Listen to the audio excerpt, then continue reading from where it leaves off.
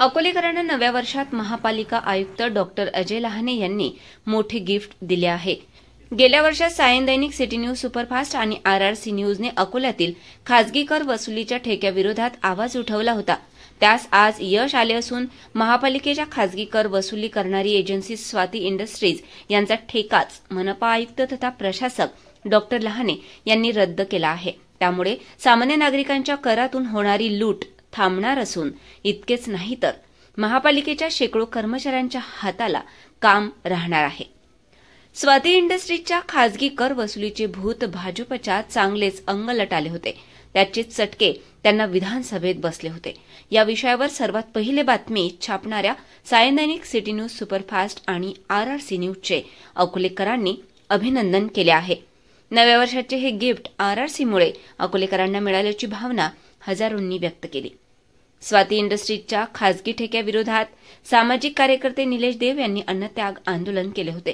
त्याचबरोबर या विषयावर शिवसेना नेते राजेश मिश्रा यांनी देखील आंदोलन केले होते। स्वाती इंडस्ट्रीजचा ठेका रद्द केल्याबद्दल वंचित युवा नेता निलेश देव यांनी आयुक्तांचे अभिनंदन केले आहे। त्यांनी या विषयावरून भाजपाचा छुपा अजेंडा हाणून पाडल्याचा दावा केला आहे। डॉक्टर लहाने साहेबांनी आम्हाला जी 22 जुलैपासून जे आम्ही उपोषण केलं होतं, त्या उपोषणाच्या वेळेसच आम्हाला सांगितलं होतं की स्वाती इंडस्ट्रीच्या बाबतीतली ती सखोल चौकशी करून ठेका रद्द करेल।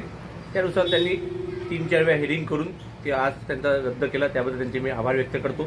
अकोलेकरांना ज्या भाजपाचा छुपा कर लावला होता तो आज रद्द झालेला आहे। सामान्य अकोलेकरांनी आता कर भरावा ही त्यांना विनंती करतो। पुढे अजून एक टॅक्सचं आंदोलन बाकी आहे, जो मालमत्ता कराचं भाजपने वाढवलं होतं ते पण रद्द करण्याचा आमचा प्रयत्न सुरू आहे, तो पुढे होतच आहे। अकोला महानगरपालिकेच्या वतीने मालमत्ता कर, पाणीपट्टी कर, बाजार वसुली, बाजार दैनिक वसुली या सर्व वसुलीचा कॉन्ट्रॅक्ट स्वाती इंडस्ट्रीज रांची यांना देण्यात आला होता। परंतु त्यांनी करारामध्ये शर्ती व अटीनुसार काम केलं नसल्यामुळे माननीय आयुक्त तथा प्रशासक यांनी आज सदर कॉन्ट्रॅक्ट हा पूर्णपणे रद्द केलेला आहे।